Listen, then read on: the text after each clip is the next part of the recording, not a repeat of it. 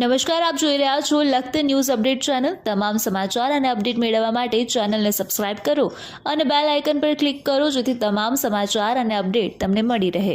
માલિકાથી વડલા જતા રોડ ઉપર વચ્ચે આવેલ સુખડીના ડેમમાં વેસ્ટ વિયર ઉપરથી ટ્રક લપસતા અકસ્માત સર્જાયો। માલિકા વડલા રોડ સુખડીના ડેમના વેસ્ટ વિયર પાસેથી પસાર થતો હોય, પાણીના કારણે લીલ જામી જતી હોય, અવારનવાર અકસ્માત સર્જાય છે।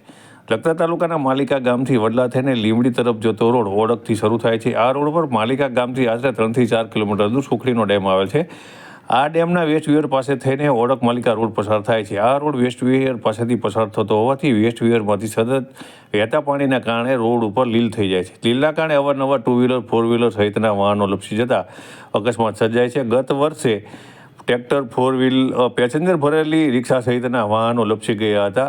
તેમ છતાં આ રોડ પર કોઈ પણ પ્રકારની કામગીરી કરવામાં નહીં આવતા આ વર્ષે પણ પાણીના કારણે લીલ થઈ ગઈ છે। ત્યારે ટ્રક ચાલક પોતે ટ્રક લઈને જઈ રહ્યો હતો ત્યારે લીલના કારણે રોડ પરથી ટ્રક નીચે પાણીમાં ઉતરી જતા અકસ્માત સર્જાયો હતો। સદભાગ્યે કોઈ જાનહાની કે કોઈ ઈજાગ્રસ્ત નહીં।